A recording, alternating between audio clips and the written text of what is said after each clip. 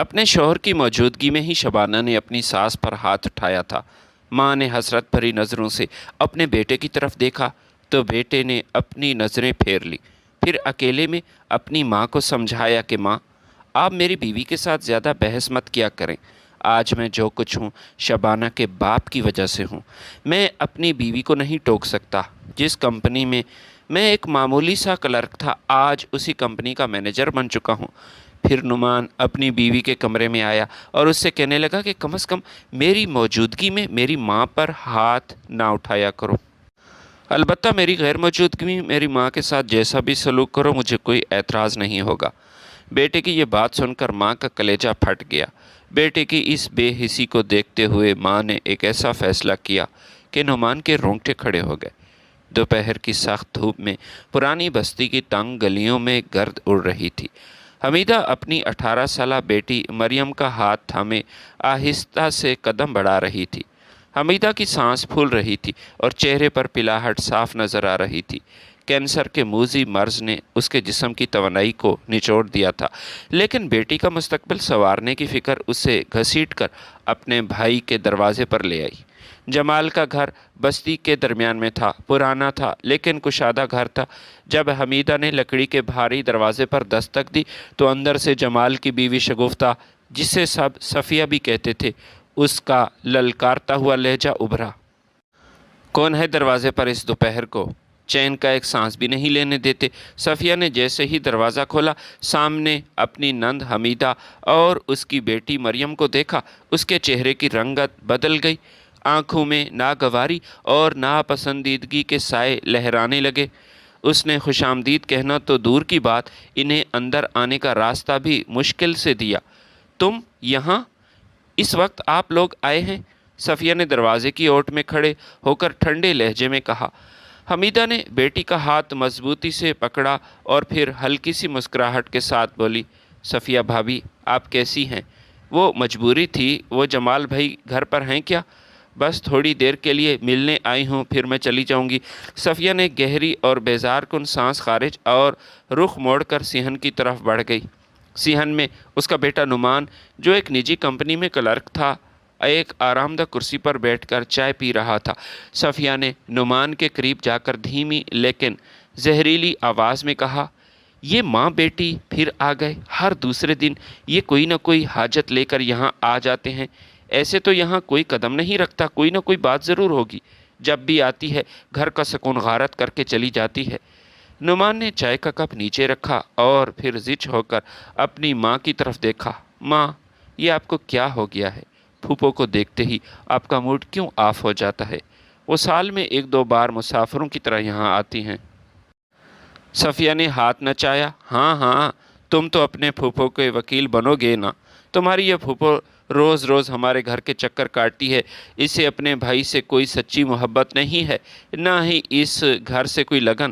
بس جب کوئی مجبوری یا پیسے کی ضرورت ہوتی ہے تبھی اسے بھائی کا گھر یاد آتا ہے۔ اتنے میں جمال اندرونی کمرے سے باہر نکل کر آیا۔ اپنی بیمار بہن کو دیکھ کر اس کا چہرہ کھل اٹھا۔ اس نے آگے بڑھ کر حمیدہ کے سر پر ہاتھ رکھا، مریم کو پیار دیا۔ حمیدہ، تم نے پہلے کیوں نہیں بتایا؟ اور تم اتنی پیدل چل کر آئی ہو، تمہاری طبیعت ٹھیک نہیں رہتی؟ جمال نے شفقت سے کہا اور انہیں بیٹھنے کا اشارہ کیا۔ حمیدہ صحن میں پڑی چارپائی کے کونے میں بیٹھ گئی، جبکہ مریم شرمیلی اور بادب نظریں نیچے کیے اپنی ماں کے ساتھ بیٹھ گئی۔ صفیہ دور کچن کے پاس کھڑی غصے سے جل بھن رہی تھی اور بار بار اپنے بیٹے نعمان کو اشاروں سے اپنی طرف بلا رہی تھی۔ کچھ دیر حال احوال پوچھنے کے بعد حمیدہ نے جھجکتے ہوئے اپنے دوپٹے کے کونے سے ایک چٹ نکالی اور جمال کی طرف بڑھا دی۔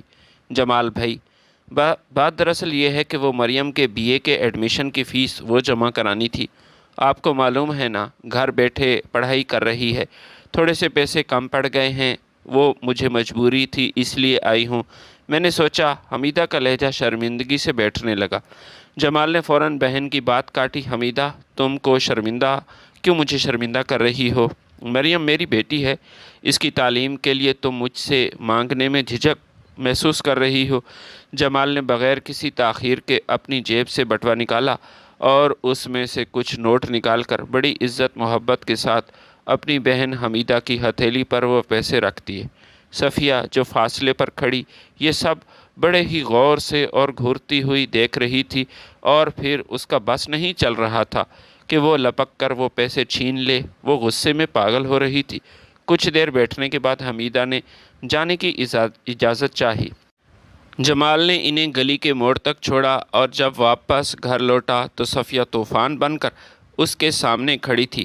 آپ اپنے کو کیا سمجھتے ہیں؟ کیا ہم اتنے امیر و کبیر ہیں؟ حاتم تائی آپ بنے ہوئے ہیں۔ صفیہ نے چیخ کر کہا، ہمارے اپنے گھر کے خرچات پورے نہیں ہو رہے، راشن کے پیسے کم پڑ جاتے ہیں، اور آپ یہاں نند پر نچھاور کر رہے ہیں۔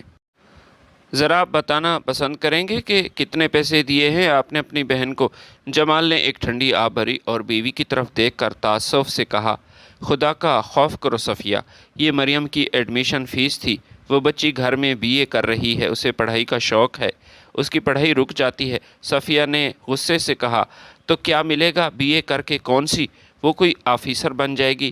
یہ سب ایڈمیشن فیس کا بہانہ ہے، بہانہ، اور کچھ بھی نہیں۔ اصل میں تو حمیدہ خود یہ پیسے ہڑپ کر جائے گی، اور وہ یہی چاہتی ہے۔ تم سادہ سے انسان ہو، تمہاری ہی بہن بے وقوف بنا رہی ہے۔ جمال کے صبر کا پیمانہ لبریز ہو گیا، اس کی آنکھوں میں نمی تیرنے لگی۔ صفیہ میری بہن بیوہ ہے، دنیا میں اس کا میرے سوا اپنا کوئی بھی نہیں۔ اگر میں اس کا سہارا نہیں بنوں گا تو وہ کہاں جائے گی بتاؤ ذرا؟ صفیہ نے عجیب انداز میں ہاتھ جھٹکا، ٹھیک ہے ٹھیک ہے، اپنی بہن کا سہارا بنیں، لیکن یاد رکھیں یہ جو آپ نے اپنے بیٹے نعمان کی منگنی مریم سے طے کی ہے، مجھے اس پر شدید اعتراض ہے۔ آپ نے یہ بالکل ٹھیک نہیں کیا، یہ آپ کا غلط فیصلہ تھا۔ نعمان مریم کو پسند نہیں کرتا، میں کئی بار آپ سے کہہ چکی ہوں، لیکن آپ نے اپنے بیٹے کی پسند ناپسند کا کوئی خیال نہ رکھا، بس اپنا یک طرفہ فیصلہ سنا دیا۔ جمال نے حیرت سے بیوی کی طرف دیکھا، ایسا کیسے ہو سکتا ہے صفیہ؟ اگر نعمان کو اس رشتے پر کوئی اعتراض ہوتا تو وہ مجھ سے ضرور بات کرتا، میں اس کا باپ ہوں، وہ میرا بیٹا ہے، مجھ سے بات کر سکتا ہے۔ صفیہ نے طنزاً مسکرا کر کہا، وہ آپ کے پاس آئے گا، ضرور آئے گا، اور خود کہے گا۔ بس آپ سے یہ گزارش ہے کہ بیٹے کو مجبور مت کرنا، اپنا فیصلہ اس پر تھوپ مت دینا، ایسا نہ ہو کہ آج کسی غلط فیصلے کی وجہ سے کل کو ساری زندگی پچھتانا پڑے۔ حقیقت یہ ہے کہ مریم شروع دن سے ہی صفیہ کو سخت ناپسند تھی۔ صفیہ اپنے اکلوتے بیٹے نعمان کے لیے کسی امیر اور بڑے خاندان کی لڑکی چاہتی تھی تاکہ اس کا اپنا معیار زندگی بدل سکے۔ اسے یہ بات اچھی طرح معلوم تھی کہ مریم یتیم ہے، غریب ہے، اس کی ماں کے پاس پھوٹی کوڑی بھی نہیں، اور وہ بیچاری صرف 2 جوڑوں میں اپنی بیٹی کو گھر سے رخصت کرے گی۔ صفیہ کے نزدیک رشتوں کی کوئی وقت، کوئی اوقات نہیں تھی، اس کی نظر صرف اور صرف مال و دولت پر تھی۔ صفیہ کی زہر افشانی کے بعد گھر میں ایک عجیب سا کشیدہ سکوت چھا گیا تھا۔ جمال کا دل اپنی بہن حمیدہ اور بھانجی مریم کی غربت پر کڑتا تھا، لیکن صفیہ کے دل میں لالچ کا بیج مسلسل جڑیں پکڑ رہا تھا۔ نعمان جو ایک نجی کمپنی میں معمولی کلرک تھا، روزانہ بسوں اور رکشوں کے دھکے کھا کر تنگ آ چکا تھا۔ اس کی سوچ بھی اپنی ماں صفیہ سے الگ بالکل نہیں تھی۔ وہ بھی راتوں رات امیر بننے اور ایک پرآسائش زندگی کے ہمیشہ خواب دیکھتا تھا۔ کوئی ایسا شارٹ کٹ مل جائے، وہ سوچتا تھا کہ زندگی بدل جائے۔ ایک شام نعمان جب دفتر سے لوٹا، اس کے چہرے پر معمول کی تھکن تھی اور ایک عجیب سی خوشی اور چمک بھی تھی۔ اس نے گھر میں قدم رکھتے ہی ادھر ادھر دیکھا اور سیدھا اپنی ماں کے پاس گیا۔ ماں ذرا کمرے میں آئیں، ایک ضروری بات کرنی ہے آپ سے۔ نعمان نے رازدارانہ انداز میں اپنی ماں سے دھیمی آواز میں کہا۔ صفیہ نے حیرت سے اپنے بیٹے کو دیکھا اور کچن کا کام چھوڑ کر اس کے ساتھ کمرے میں آ گئی۔ نعمان نے دروازہ ہلکا سا بند کیا اور ماں کا ہاتھ پکڑ کر خوشی سے بچھاتے ہوئے بولا، ماں کیا آپ کو پتہ ہے میری قسمت کا ستارہ شاید چمکنے والا ہے؟ ہماری کمپنی کی مالک کی بیٹی مجھ سے شادی کرنا چاہتی ہے۔ یہ بات میں پہلے سے ہی جانتا تھا، لیکن آج تو مجھے یہ کنفرم ہو گیا۔ صفیہ کی آنکھیں حیرت اور خوشی سے پھیل گئیں۔ کیا کیا کمپنی کے مالک کی بیٹی؟ نعمان تجھے کوئی مغالطہ تو نہیں ہو گیا؟ نہیں ماں، بالکل سچ ہے، نعمان نے پرجوش انداز میں بتایا۔ اس کا نام شبانہ ہے، وہ طلاق یافتہ ہے اور اس کا ایک بچہ بھی ہے۔ لیکن ماں، مجھے ان باتوں سے کیا فرق پڑتا ہے؟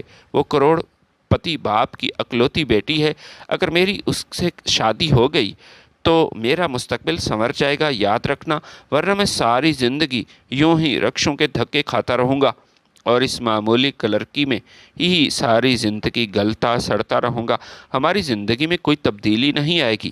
صفیہ کا یہ سمیٹا ہوا لالچ ایک دم باہر آ گیا۔ اس کے ذہن میں فوراً مریم کے 2 جوڑوں کا خیال آیا اور دوسری طرف شبانہ کی دولت اور وہ حویلی۔ اس کا دل خوشی سے ناچ اٹھا۔ تو بالکل ٹھیک کہہ رہے ہو نعمان، یہ بات بالکل درست ہے، یہ موقع ہاتھ سے نہیں جانا چاہیے۔ میں آج ہی تیرے باپ سے بات کرتی ہوں، صفیہ نے چہکتے ہوئے کہا۔ شام کو جب جمال کام سے واپس لوٹا تو صفیہ نے نعمان کو اپنے ساتھ لیا اور جمال کے کمرے میں پہنچ گئی۔ صفیہ کے چہرے پر ایک فاتحانہ مسکراہٹ تھی۔ جمال صاحب، میں نے آپ سے کہا تھا، آپ سے بار بار کہا تھا کہ اگر نعمان کو مریم سے رشتے پر اعتراض ہے تو وہ خود ضرور بولے گا۔ آج نعمان خود آپ کے سامنے کھڑا ہو جائے گا اور اس کی بات آپ سن لیں، اور یہ مت کہنا کہ یہ ماں نے سکھایا ہے۔ صفیہ نے روب دار لہجے میں بات کی شروعات کی۔ جمال نے چونک کر اپنے بیٹے کی طرف دیکھا۔ ہاں نعمان، کیا بات ہے؟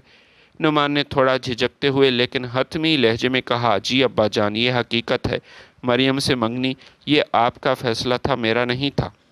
میں اپنی پھوپھو کے دل سے ان کا احترام کرتا ہوں اور مریم بھی کوئی بری لڑکی نہیں، میں یہ نہیں کہتا، لیکن میں اس سے شادی نہیں کرنا چاہتا، اور آپ کو بتا رہا ہوں، صاف صاف بتا رہا ہوں کہ میں شبانہ سے شادی کروں گا۔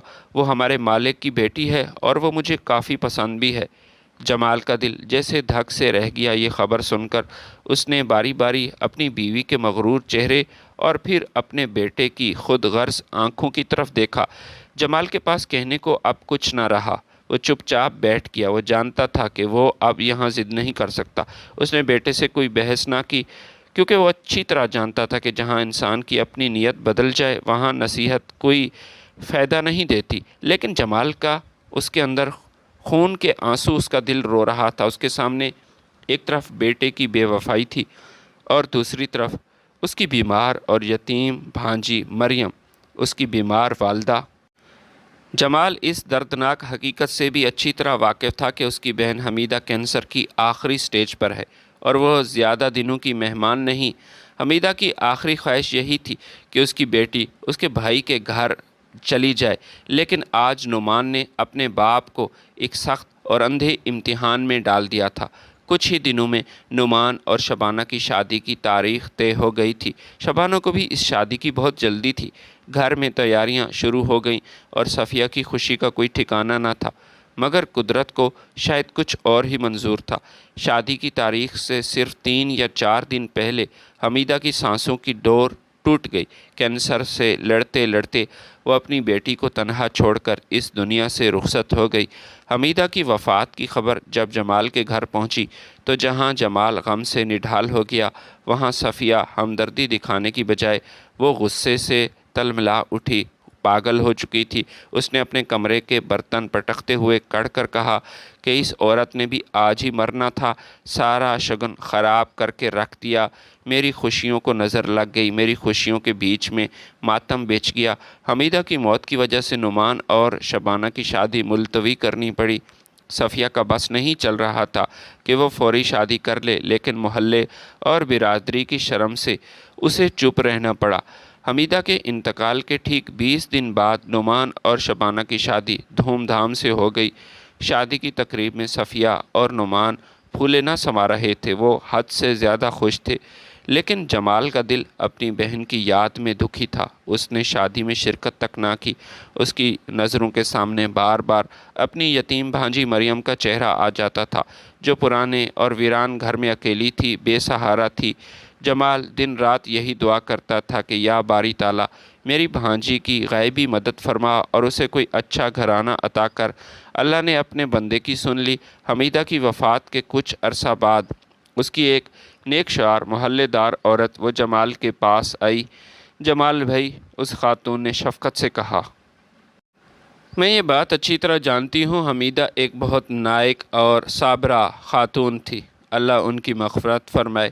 مریم کے اکیلے رہنے سے میں بھی بہت پریشان تھی۔ ایک جوان اور شریف لڑکی کا یوں گھر میں تنہا رہنا مناسب نہیں ہے۔ میں کافی دنوں سے اس کے لیے کسی اچھے رشتے کی تلاش میں تھی۔ اللہ تعالیٰ کا لاکھ لاکھ شکر ہے کہ ایک بہت اچھا رشتہ سامنے آیا ہے۔ جمال نے آس بھری نظروں سے پوچھا، کون ہے بہن؟ خاتون نے بتایا، لڑکا ایک سرکاری اسکول میں ٹیچر ہے، بہت مختصر اور شریف خاندان ہے، پورا محلہ ان کی شرافت کی گواہی دیتا ہے۔ لڑکا نہایت بابرکت نیک سیرت ہے۔ جمال نے ذرا بھی دیر نہ کی، اس نے فوراً لڑکے سے ملاقات کی، خود تسلی کی، اس کی شرافت اور اخلاق کو پرکھا اور بغیر کسی لمبی چوڑی فرمائشوں کے انتہائی سادگی کے ساتھ مریم کا نکاح اس ٹیچر کے ساتھ کر دیا۔ مریم اپنے نئے گھر میں چلی گئی اور جمال نے سکون کا سانس لیا کہ اس نے اپنی بہن کی امانت کو ایک محفوظ ہاتھوں میں سونپ دیا۔ مریم کا نکاح سادگی سے ہو چکا تھا اور وہ اپنے شوہر کے ساتھ ایک نئے سفر پر روانہ ہو چکی تھی۔ جمال نے جب اپنی بھانجی کو رخصت کیا تو اس کے دل سے ایک بھاری بوجھ اتر گیا تھا، لیکن گھر لوٹتے ہی اس کا سامنا ایک بار پھر اسی تلخی سے ہوا جو اس کے مقدر کا حصہ بن چکی تھی۔ شادی کے چند ہی ہفتوں بعد ایک شام نعمان دفتر سے واپس آیا۔ اس کے چہرے پر غرور تھا اور ایک فاتحانہ مسکراہٹ تھی۔ وہ کمرے کے اندر گیا، اپنے ماں سے ایک بات کی، اس نے اپنے جوتے اتارے، ڈائننگ روم میں بیٹھے، پھر اپنے والد کے سامنے آیا، ابا جان، اور پھر اپنی ماں کی طرف مخاطب ہو کر کہا، ماں، میں نے آپ سے کہا تھا نا، آپ لوگوں کے لیے بہت اچھی خبر ہے۔ نعمان نے اپنے کوٹ کے بٹن کھولتے ہوئے کہا۔ صفیہ جو سامنے صوفے پر بیٹھی ٹی وی دیکھ رہی تھی، فوراً سیدھا ہو کر بیٹھ گئی۔ کیا بات ہے نعمان، کون سی خبر ہے؟ آج بہت خوش نظر آ رہے ہو۔ نعمان نے ایک گہرا سانس لیا اور فخر سے بولا، ہاں اماں جان، ہم یہ پرانا محلہ اور یہ پرانا گھر چھوڑ رہے ہیں، جلدی ہی ہم یہاں سے شفٹ ہو جائیں گے۔ شہر کے سب سے پوش علاقے میں واقع ایک نئے اور شاندار حویلی میں ہم شفٹ ہو رہے ہیں۔ شبانہ کے والد نے وہ حویلی ہمیں تحفے میں دی ہے، وہ اپنی بیٹی کے لیے کچھ بھی کرنے کے لیے تیار ہے، وہاں ہر قسم کی سہولت ہوگی۔ آپ لوگ بھی اپنے کپڑے پیک کر لیں، ہم اسی ہفتے اس گھر سے شفٹ ہو جائیں گے۔ صفیہ کی آنکھیں خوشی سے چمک اٹھیں، اس نے اپنے دونوں ہاتھ جوڑ کر آسمان کی طرف دیکھا، یا اللہ، تیرا لاکھ لاکھ شکر ہے، آخر کار مجھے اس کھنڈر نما گھر سے اور اس درمیانے طبقے کی ذلت سے نجات مل گئی۔ میرے خواب پورے ہو رہے ہیں۔ میں تو کب سے اس پرانے محلے سے تنگ آ چکی تھی، جہاں گلی میں پانی ہر وقت جمع رہتا ہے۔ لیکن جمال خاموش بیٹھا رہا، اس کے چہرے پر خوشی کا کوئی اثر نہیں تھا۔ اس نے گردن اٹھا کر اپنے بیٹے اور بیوی کی طرف دیکھا، پھر اس پرانے مکان کی بوسیدہ اور نمی بھری دیواروں کو دیکھا جن پر اس کے آباء و اجداد کی یادیں نقش تھیں۔ بیٹا، یہ تم کیا کہہ رہے ہو؟ تم اپنی بیوی کے ساتھ جاؤ، میں تمہیں منع تو نہیں کروں گا، لیکن میں کم از کم یہ گھر نہیں چھوڑ سکتا، جمال نے نہایت دھیمے حتمی لہجے میں کہا۔ صفیہ کا سمٹا ہوا غصہ ایک دم پھر آیا۔ یہ آپ کیا کہہ رہے ہیں؟ یہ کیسی فضول بات کر رہے ہیں جمال صاحب؟ آپ کو کیا ہو گیا ہے؟ پورا محلہ جانتا ہے یہ پرانا مکان اب رہنے کے قابل نہیں ہے، حتیٰ کہ کوئی اس مکان کو خریدنے والا بھی نہیں۔ یہاں گرمیوں میں گھنٹوں لوڈ شیڈنگ رہتی ہے، پانی کا بھی مسئلہ ہے، گلیوں میں سیوریج کا پانی کھڑا رہتا ہے۔ وہاں ہمارے لیے اے سی کمرے، گاڑی اور ملازمین کا انتظام ہوگا، اور ایسا ماحول جس کا ہم خواب دیکھ رہے تھے۔ آپ اس کباڑ خانے سے چمٹے رہنا چاہتے ہیں کیا؟ نعمان نے بھی آگے بڑھ کر اپنے باپ کے شانے پر ہاتھ رکھا۔ ابا، آپ ایسی باتیں کیوں کر رہے ہیں؟ وہاں چل کر سکون کی زندگی گزاریں نا، یہاں اس پرانے گھر میں ہر وقت اندھیرا اور حبس رہتا ہے، آپ بات کو سمجھیں، آپ وہاں ہمارے ساتھ چلیں۔ جمال نے بیٹے کے ہاتھ کو آہستہ سے اپنے شانے سے ہٹایا اور تلخی سے مسکرایا۔ نعمان بیٹا، میری بات یاد رکھنا، اس گھر کی اینٹوں میں میری ماں کی دعا شامل ہے اور میرے باپ کا پسینہ یہ بھی شامل ہے۔ اس گھر کی گلیوں میں، اس صحن میں میری مرحوم بہن حمیدہ کے بچپن کی یادیں وہ جڑی ہیں۔ میں اس مکان کو چھوڑ کر کیسے جا سکتا ہوں، اور وہ بھی کسی کے احسانوں تلے ایک محل کے اندر نہیں رہ سکتا۔ بیٹا تم اس گھر میں شفٹ ہونا چاہتے ہو، تم جاؤ، تمہیں وہ گھر مبارک ہو، چاہو تو اپنی ماں کو بھی اپنے ساتھ لے جاؤ، میری موت تک مجھے بس اسی گھر میں رہنے دو۔ صفیہ نے اپنے شوہر کی ضد اور خودداری کو دیکھ کر اپنے دانت پیسے۔ وہ جانتی تھی کہ جمال اپنے فیصلے سے پیچھے نہیں ہٹے گا۔ صفیہ اپنے بیٹے نعمان کے ساتھ اس بڑی حویلی میں منتقل ہو گئی۔ پرانے مکان میں جمال بالکل اکیلا رہ گیا تھا۔ اب جمال دن بھر پرانے مکان کے صحن میں پڑی چارپائی پر بیٹھا رہتا تھا، اپنے بیٹے پر حیران تھا اور اپنی بیوی کی اس بے وقوفی پر حیران تھا جو بھاگ کر اس گھر میں چلی گئی۔ وہ اپنی بہن حمیدہ کو یاد کرتا، مریم کے لیے دعا مانگتا، اپنی باقی ماندہ زندگی اسی میں گزارتا۔ صفیہ کبھی کبھار ہفتے دو ہفتے میں پرانے مکان کا چکر لگاتی، لیکن وہ جمال کا حال پوچھنے کی بجائے اسے طعنے دیتی اور کوستی رہتی کہ آپ نے یہ کیا فیصلہ کیا جمال؟ آپ کو کیا ملا اس کھنڈر میں رہ کر، وہ بھی اکیلے؟ وہاں میں اور نعمان ایسی عیاشی کر رہے ہیں، وہاں گاڑیوں میں گھومتے ہیں، اے سی کے نیچے سوتے ہیں۔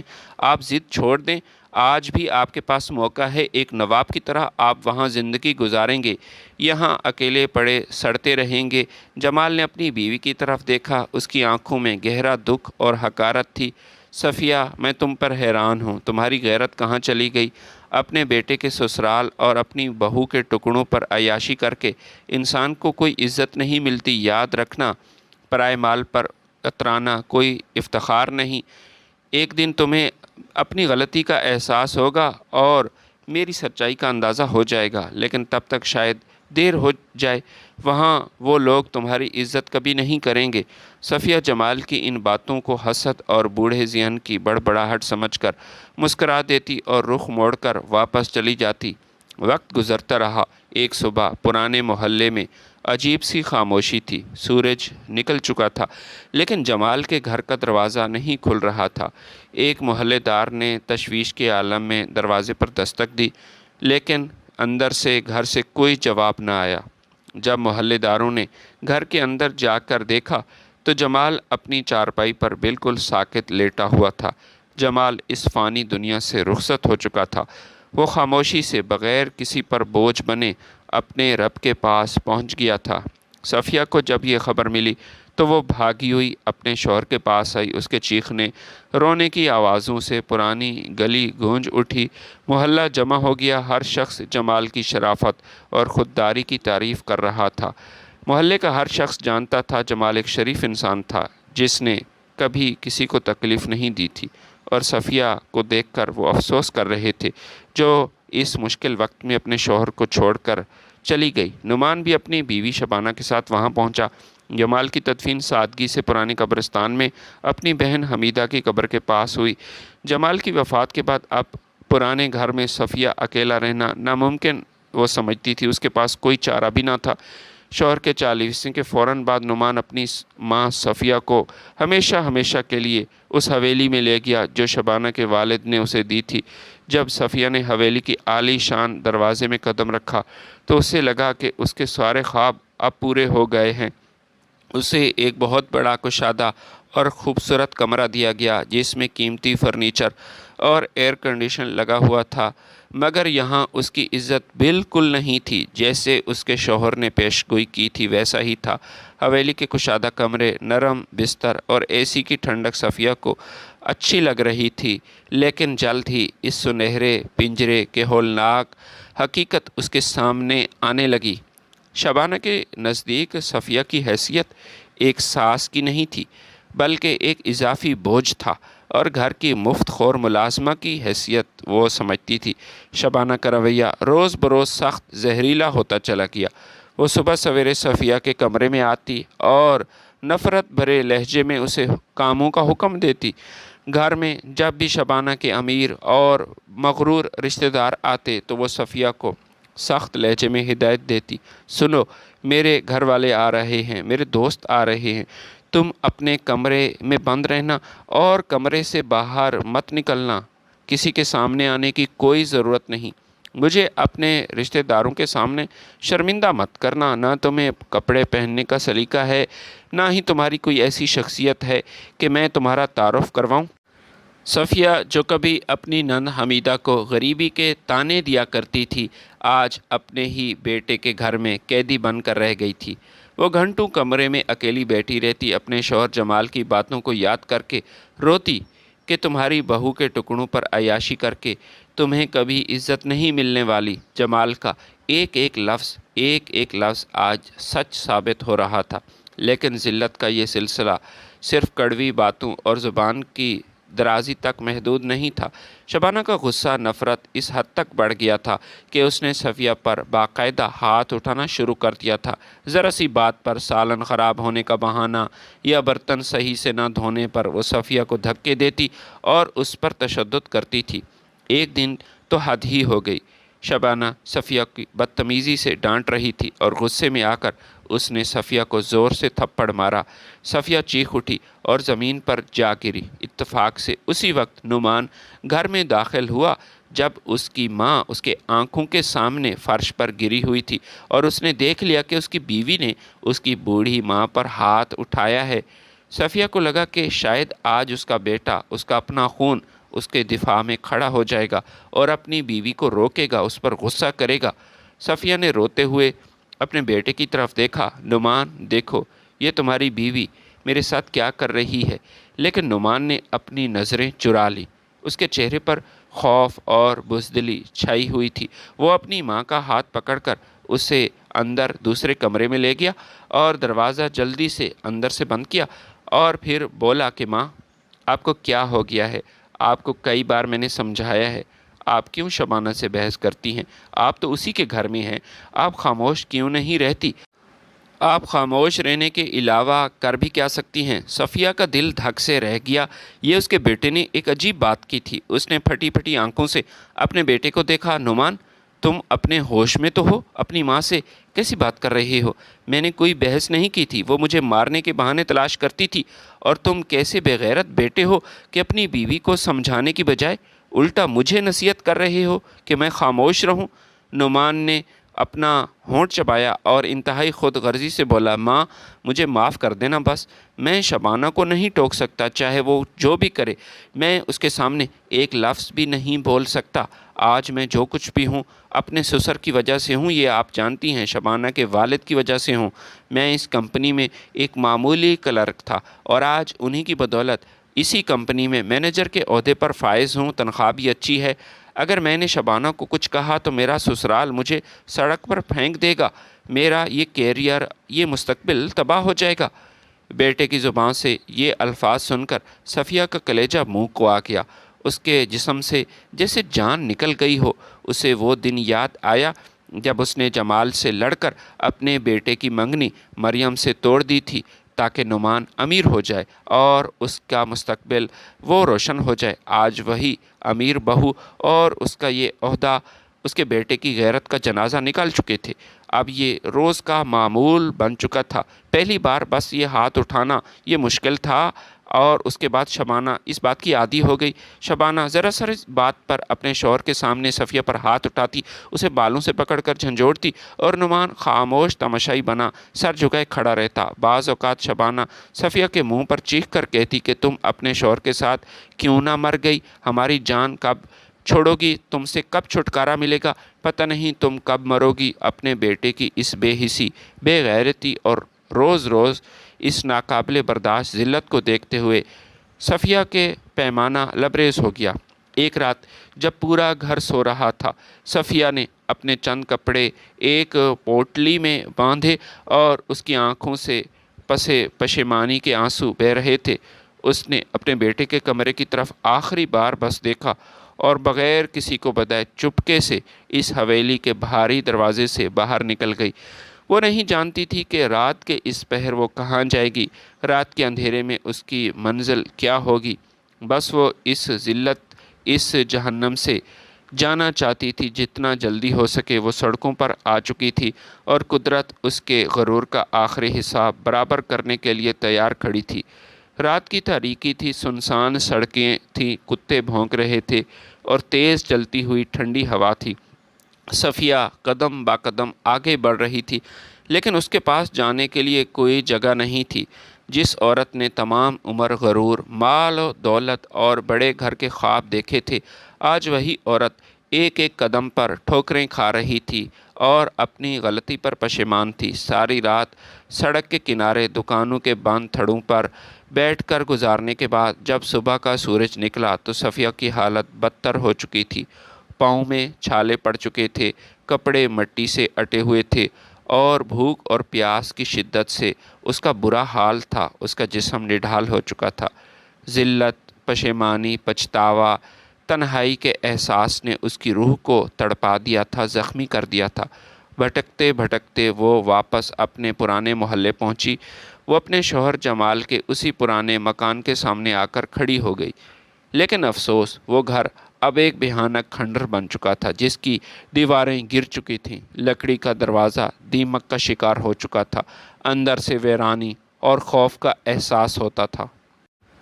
सफ़िया ने खंडर बने सिहन में कदम रखा, लेकिन फिर खौफ के मारे ज़्यादा देर तक वो ठहर ना सकी।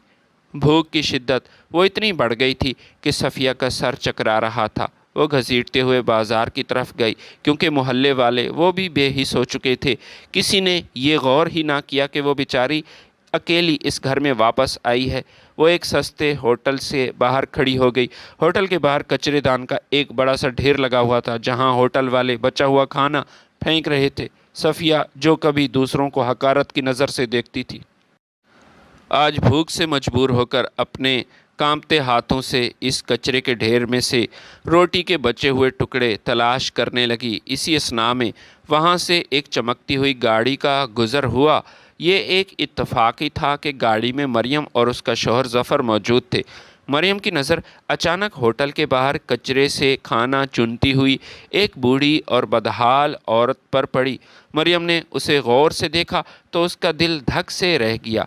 ये उसकी ममानी सफ़िया थी। ज़फ़र, गाड़ी रोकें ज़रा, प्लीज़, मैं आपसे कह रही हूँ। वो घबरा गया। ज़फ़र ने कहा कि खैरियत तो है, क्या क्या हुआ? वो कहने लगी, ये लगता है मेरी ममानी ये कूड़े के ढेर पर क्या कर रही है। मरियम गाड़ी का दरवाज़ा खोलकर तेज़ी से बाहर निकली और भागती हुई अपनी ममानी के पास पहुंची। ममानी जान, ये आप क्या कर रही हैं? ये आप यहाँ, ये नुमान कहाँ है? मरियम ने सफ़िया के हाथ से कचरे की रोटी छीनते हुए सिसक कर कहा।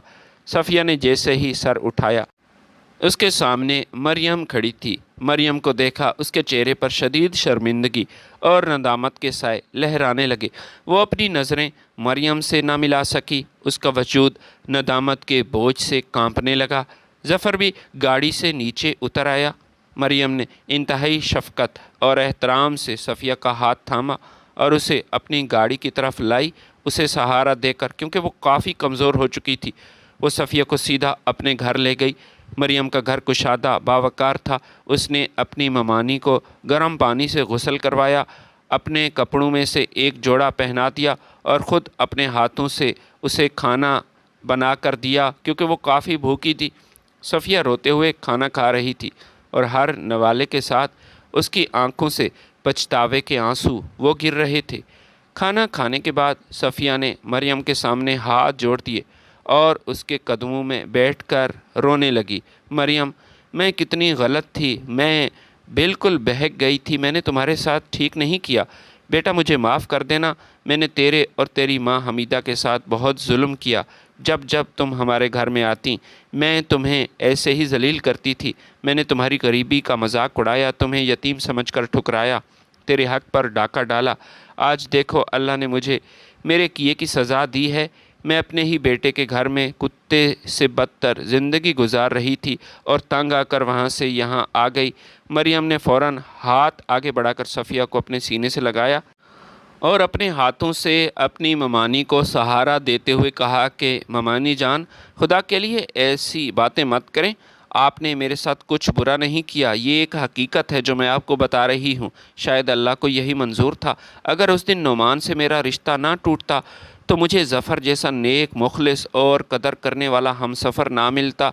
मरियम ने मुस्कुराते हुए अपने शौहर की तरफ देखा और सफ़िया को बताया कि ममानी जान, ज़फ़र पहले एक मामूली से स्कूल टीचर थे, लेकिन उन्होंने दिन रात मेहनत की, इम्तिहान पास किया और माशाल्लाह अब वो एक असिस्टेंट कमिश्नर के ओहदे पर फाइज़ हैं। हमें सरकार की तरफ से अच्छा घर मिला है, अल्लाह का दिया हुआ हमारे पास सब कुछ है, हमें हर नेमत से उसने नवाजा। सफ़िया मरियम के ज़र्फ़ और ज़फ़र की कामयाबी पर हैरान थी।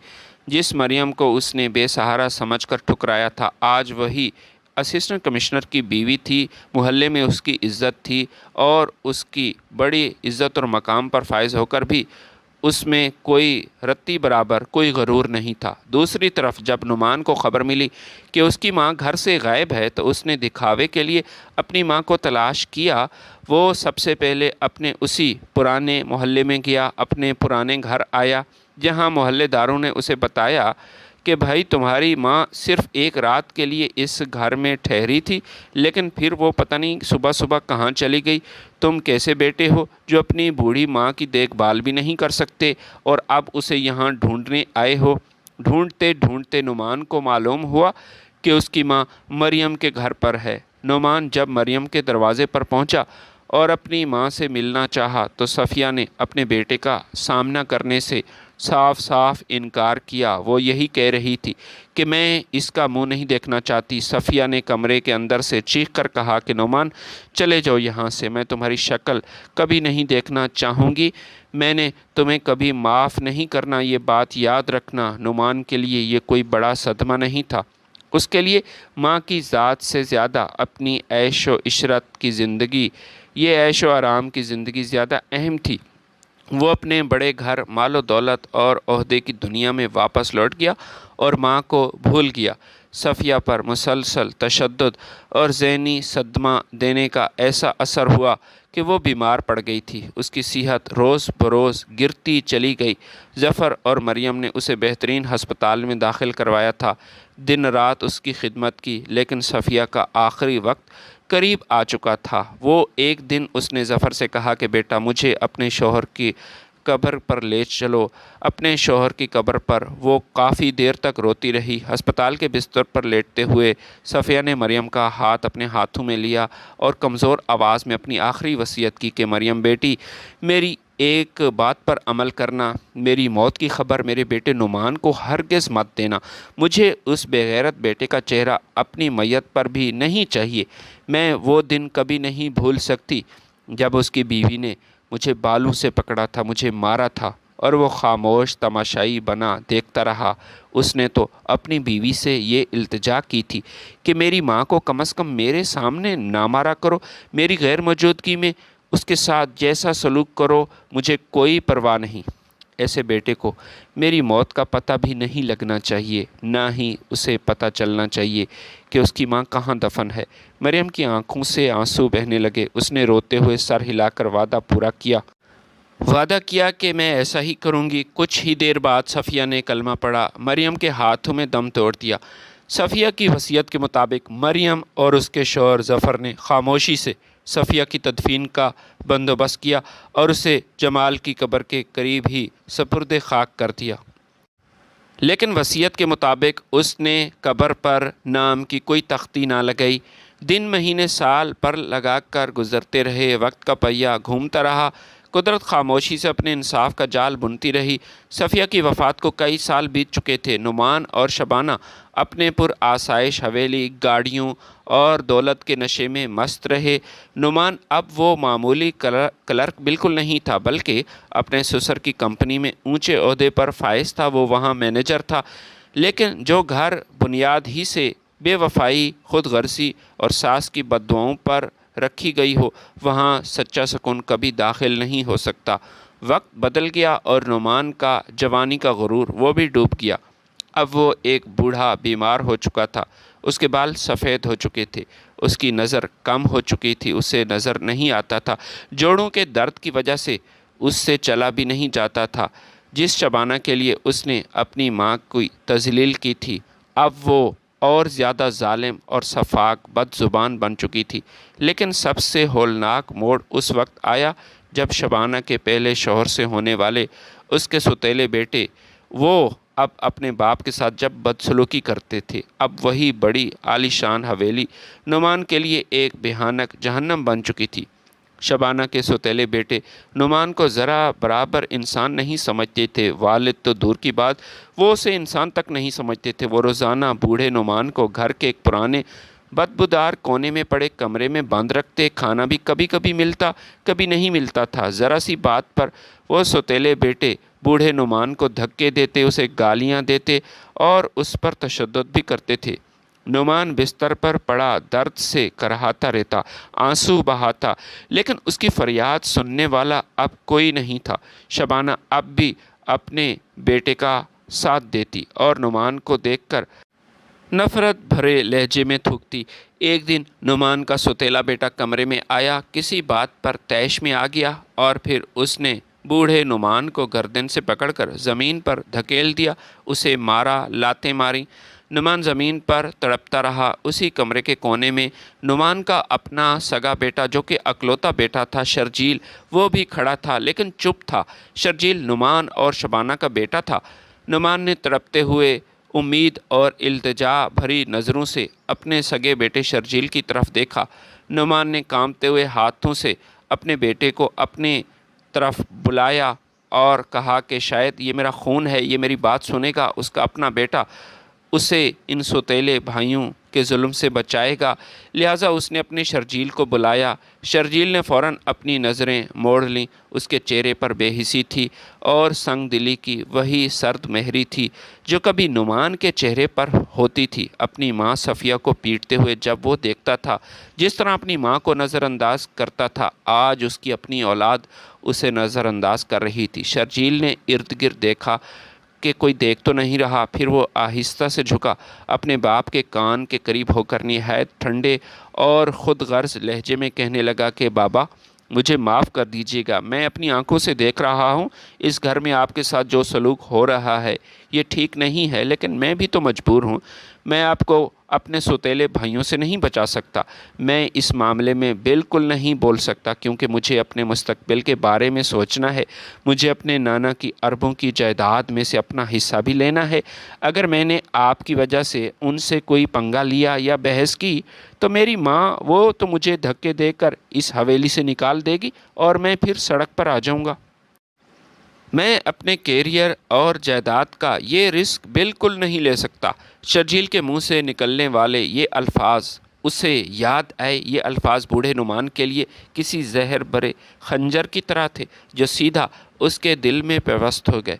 नुमान की रूह तक कांप उठी थी। उसका ज़हन एकदम माजी में दौड़ गया। उसे ठीक से याद आया, ठीक वही जुमले याद आए जो सालों पहले उसने खुद अपनी माँ सफ़िया के बारे में कहे थे। माँ, मुझे माफ़ कर देना, मैं शबाना को टोक नहीं सकता। शबाना को मैं नहीं रोकूंगा। मुझे अपने मुस्तकबिल और ससुर की कंपनी में अपने ओहदे के बारे में सोचना है। शायद कुछ सालों बाद वो मुझे इसी कंपनी का मालिक ही बना दे। आज कुदरत ने हिसाब बराबर कर दिया था। जो उसने बोया था आज उसने काट लिया। शर्जील बाप को इसी हाल में छोड़कर कमरे से बाहर निकल आया और दरवाज़ा बंद कर दिया। नुमान ज़मीन पर पड़ा फूट फूट कर रो रहा था, अपने माजी को याद कर रहा था। उसके सिसकियों से पूरा कमरा गूंज उठा। आज उसे अपनी माँ सफ़िया शदीद याद आ रही थी। उसे अपनी बूढ़ी माँ का वो चेहरा, उसकी आहो बका, वो रोने का अंदाज़, उसकी तज़लील सब एक एक करके याद आ रही थी। और माँ, मुझे माफ़ कर दो, वो दिल में यही कह रहा था। मैं आपका बहुत बड़ा गुनहगार हूँ। नुमान दीवार से टक्कर मार कर रोता था। उसे अपनी माँ की कब्र का भी कोई इल्म नहीं था कि आखिर वो दफन कहाँ है। उसका दिल चाहा था कि वो घसीटता हुआ अपने आप को माँ की कब्र पर जाए, उसकी मिट्टी को अपने आंसुओं से भिगोए और माँ से अपने किए की माफ़ी मांगे। लेकिन वो ये भी नहीं जानता था कि उसकी माँ की कब्र आखिर किस कब्रिस्तान में है, क्योंकि उसे कोई बताने वाला नहीं था। और मरियम ने वादे के मुताबिक उससे अपनी माँ की वफ़ात की ख़बर भी नहीं दी थी। अब नुमान की ज़िंदगी का हर दिन एक अज़ाब था, कोई अज़ाब से कम न था। वो रोज़ाना रात को हाथ उठाकर अपने लिए मौत की दुआएं मांगता था कि किसी तरह उसे इस ज़िल्लत और दर्द से छुटकारा हासिल हो जाए। लेकिन शायद मौत भी उससे रूठ चुकी थी। कुदरत उसे उसके गुनाहों और माँ की बेहुरमती की مکمل سزا اسی دنیا میں چکھانا چاہتی تھی۔ نعمان اسی تاریک کمرے میں اکیلا، بے بس اور پچھتاوے کی آگ میں جلتا رہا۔ کبھی کبھی وہ اس امید پر گھر سے نکل جاتا، قبرستان میں سارا دن گزار لیتا کہ شاید اسے اپنی ماں کی قبر مل سکے، مگر افسوس شام کو وہ ناکام اور ہارا ہوا واپس لوٹ کر آتا تھا۔ ناظرین، کہانی اگر پسند ہے تو لائک اور شیئر ضرور کیجیے گا۔ ملتے ہیں آپ کی خدمت میں نئی ویڈیو کے ساتھ، تب تک کے لیے اجازت دیجیے۔ اللہ حافظ۔